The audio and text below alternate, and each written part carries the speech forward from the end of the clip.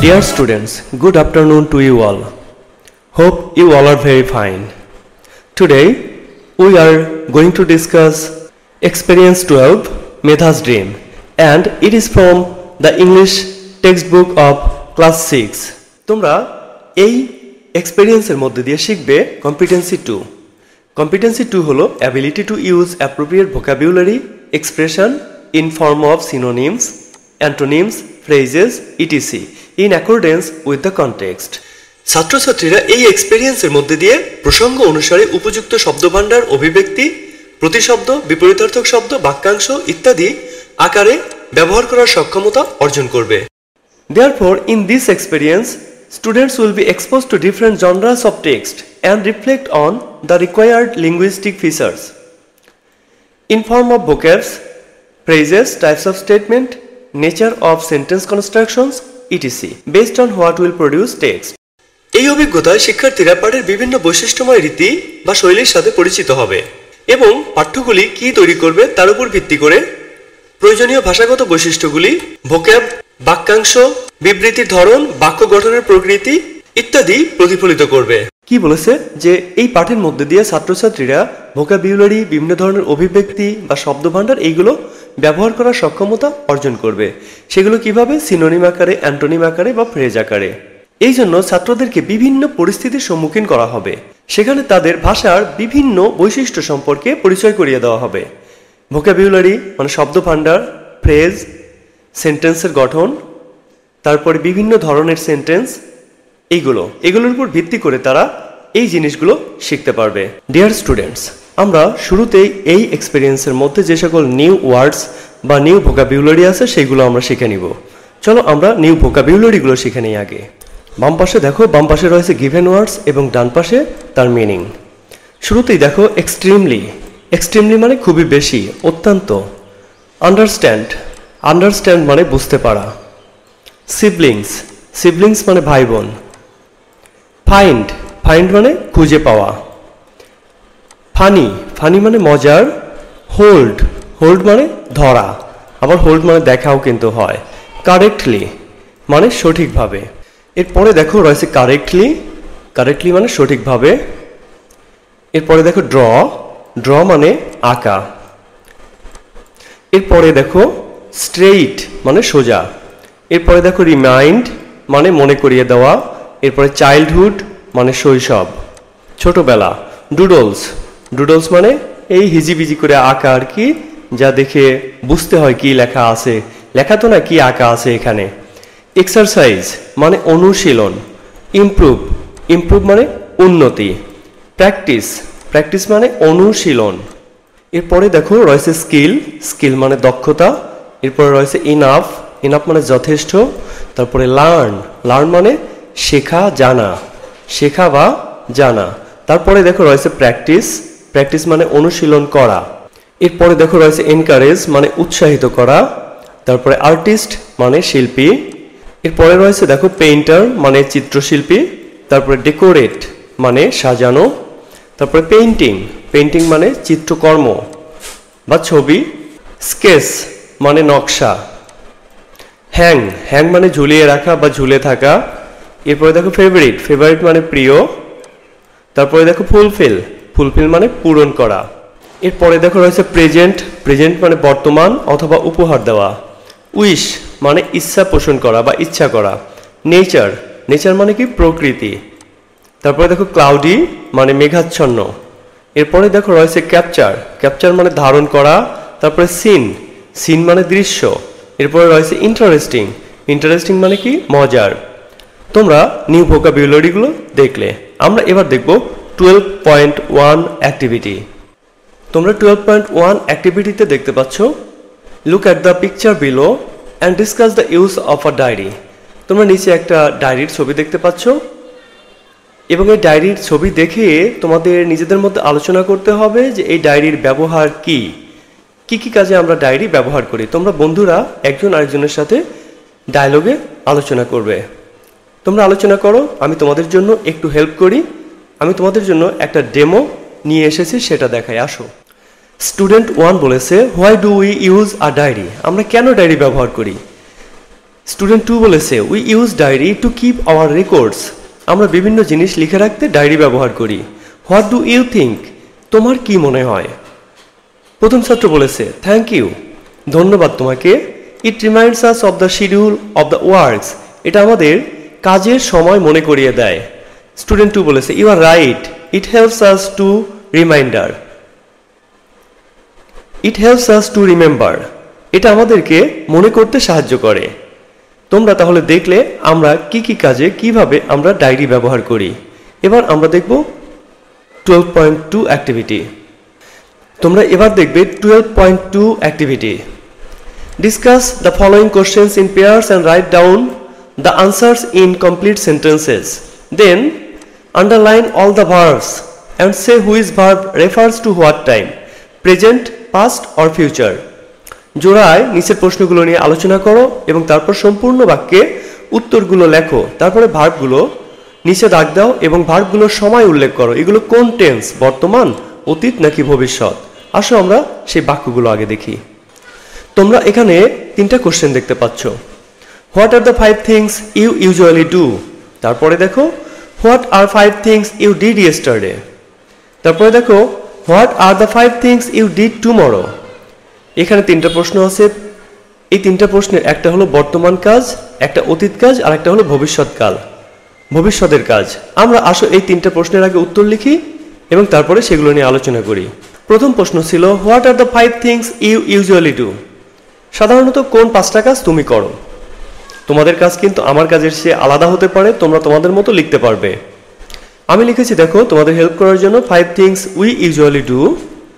1 নম্বরে I usually do homework, I attend music classes, I draw pictures, I help my little sisters, I play in the afternoon. এই 5টা কাজ আমি প্রতিদিনই সাধারণত করি। আমি হোমওয়ার্ক করি, আমি মিউজিক ক্লাস অ্যাটেন্ড করি, আমি ছবি আঁকি, আমি আমার ছোট বোনকে সাহায্য করি এবং আমি বিকেলে খেলা করি। এই কাজগুলো আমি সাধারণত করে থাকি। দেখো সবগুলোই প্রেজেন্ট টেন্সে লেখা, অর্থাৎ সবগুলোই বর্তমানের কাজ, যেগুলো আমরা প্রতিদিন বা মাঝে মাঝে করি সেই কাজগুলো। পরের প্রশ্ন দেখো what are the 5 things you did yesterday. তুমি গতকাল করেছিলে এমন 5টি কাজ কি কি। এগুলো কিন্তু গত মানে অতীতকালে আমরা করেছিলাম। The 5 things I did yesterday, এখানে আমি 5টা কাজের নাম লিখেছি যে কাজটা আমি করেছিলাম। তোমরা যখন লিখবে তোমরা আলাদা অন্য কাজও লিখতে পারবে, তোমার ইচ্ছা মতো তুমি কাজগুলো লিখতে পারবে। আই কমপ্লিটেড মাই হোমওয়ার্ক, আমি আমার হোমওয়ার্ক করেছিলাম। আই ওয়েন্ট টু স্কুল, আমি স্কুলে গিয়েছিলাম। আই ক্লিনড মাই রুম, আমি আমার রুম পরিষ্কার করেছিলাম। I played with my friends, আমি আমার বন্ধুর সাথে খেলেছিলাম। দেখো প্লে বানান ভুল আছে, PLA হবে। I played with my friends. তারপরটা দেখো I watched cartoon on TV, আমি টিভিতে কার্টুন দেখেছিলাম। এই কাজগুলো আমি গতকাল করেছিলাম। দেখো যেগুলো গততে করেছি সবগুলো কিন্তু অতীতকাল বা অতীতের কাজ। পরের প্রশ্ন দেখো what are the 5 things you will do tomorrow. কোন 5টা কাজ তুমি আগামীকাল করবে। আগামীকাল মানে এখনো করা হয়নি, ভবিষ্যতে, তাহলে এটা হবে ভবিষ্যৎকাল। The 5 things I will do tomorrow, যে কাজগুলো আমি আগামীকাল করব সেগুলো হলো এই নিচের 5টা। আমি আমার মতো করে লিখেছি, আবারও বলছি তোমরা তোমার মতো করে লিখবে। আই শ্যাল বা I will attend my music class, আমি আমার মিউজিক ক্লাসে অ্যাটেন্ড করব। I shall go to school, আমি স্কুলে যাব। আই শ্যাল ফিড মাই পেট, আমি আমার পোষা প্রাণী খাওয়াবো। I shall do my homework, আমি আমার হোমওয়ার্ক করব। I shall play in the afternoon, আমি বিকালে খেলা করব। এখানেও দেখো প্লে বানানটা ভুল আছে, PLAY। এখানেও দেখো এই আন্ডারলাইন করা ভার্বগুলো এগুলো সবই ফিউচার টেন্সে হবে। তাহলে তোমরা এই প্রশ্নের যে উত্তর সেগুলো তোমরা দেখলে এবং এখানে দেখে বুঝলে যে কোনোটা বর্তমান সময়ের, কোনোটা অতীত সময়ের এবং কোনোটা ভবিষ্যৎকালের কাজ এখানে দেওয়া আছে। তোমরা এবার দেখতে পাচ্ছ অ্যাক্টিভিটি 12.3 রিড দ্য স্টোরি। তোমরা এখন অ্যাক্টিভিটি 12.3 দেখতে পাচ্ছ। এখানে তোমরা দেখতে পাচ্ছ একটা মেয়ে, সে পেইন্ট করছে। তার শখ এটা, তার পেইন্ট করা। তার আরো কিছু শখ আছে, তার একটা ড্রিম আছে। তার কি ড্রিম আছে আমরা সেইটা এই গল্পের মধ্যে দিয়ে জানতে পারবো। দেখো তার একটা ড্রিম আছে, তার ড্রিম কি সেই ড্রিম আমরা এই গল্প পড়লে জানতে পারবো। তাহলে আসো আমরা এবার গল্প পড়ে জানি মেধার স্বপ্ন কি। Hi, I am Medha. Hi, আমি Medha. Today I found one of my notebooks I used for writing when I was in class 1. আজ আমি আমার একটা নোটবুক পেয়েছি যা আমি আমার লেখার জন্য প্রথম শ্রেণীতে ব্যবহার করেছি। But the funny part is I can't even understand what I রোট। কিন্তু মজার ব্যাপার হলো আমি কি লিখেছিলাম তাও আমি এখন বুঝতে পারছি না। At that time I was learning to write. ওই সময়ে আমি লেখা শিখছিলাম। I couldn't hold the pencil properly. আমি ভালোভাবে পেন্সিলটাও ধরতে পারতাম না। I couldn't even draw a straight line. এমনকি আমি একটা সরল রেখাও আঁকতে পারতাম না। It reminded me of my childhood. এটা আমার ছোটবেলার কথা মনে করিয়ে দেয়। I just love to make doodles on my notebook and on the wall of my room at that time. আমি শুধু ডুডল বানাতে পছন্দ করতাম সেই সময় আমার নোটবুকে এবং আমার রুমের দেয়ালে। My parents and teachers worked hard to teach me handwriting. আমার পিতামাতা এবং আমার শিক্ষক কঠোর পরিশ্রম করেছেন আমাকে হাতের লেখা শেখানোর জন্য। I did practice a lot to improve my writing. আমি অনেক অনুশীলন করেছি আমার হাতের লেখা উন্নতি করার জন্য। My handwriting became good after a few years of practice.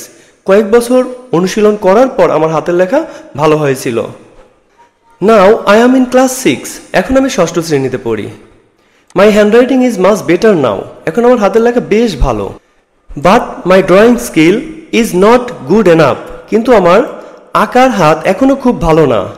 But I learned from my childhood that if I practice, I can improve anything. কিন্তু আমি ছোটবেলা থেকে শিখেছি যে যদি আমি অনুশীলন করি আমি যে কোনো কিছু উন্নতি করতে পারি। Now I am practising drawing a lot. আমি এখন অনেক আঁকার প্র্যাকটিস করছি। My drawing teacher encourages me to draw more. আমার আঁকার শিক্ষক, আমার অঙ্কন শিক্ষক আমাকে আরও আঁকতে উৎসাহিত করেন। My drawing skill is becoming better day by day. আমার দিন দিন অঙ্কন সুন্দর হচ্ছে। I want to become an artist. আমি একজন চিত্রশিল্পী হতে চাই। When I become a painter, I will decorate my room with my painting. আমি যখন চিত্রশিল্পী হব আমি আমার ছবি দিয়ে আমার ঘর সাজাবো। I am also fond of doing sketches. আমি স্কেচ করতেও পছন্দ করি। I will draw a picture of my parents and hang that in my room. আমি আমার বাবা মায়ের ছবি আঁকবো এবং আমার ঘরে ঝুলিয়ে রাখবো। I will also draw pictures of my favorite teachers and present those pictures to them. আমি আমার প্রিয় শিক্ষকদের ছবি আঁকবো এবং সেইগুলি আমি তাদের উপহার দিব। But I am not good at sketching people. কিন্তু আমি মানুষের ছবি ভালোভাবে এখনও আঁকতে পারি না। I am sure that my sketching will improve if I keep practising. কিন্তু আমি নিশ্চিত যে আমি যদি প্র্যাকটিস করি তাহলে আমার আঁকার হাত আরও ভালো হবে। When I will be good enough at sketching I will fulfil my wishes. যখন আমি আঁকায় যথেষ্ট ভালো হব তখন আমি আমার ইচ্ছা পূরণ করব। I also love to draw pictures of nature. আমি প্রকৃতির ছবি তুলতেও পছন্দ করি। Today the sky is cloudy. আজকে আকাশ মেঘলা। ইট মে রেইন টুডে। আজ বৃষ্টি হতে পারে।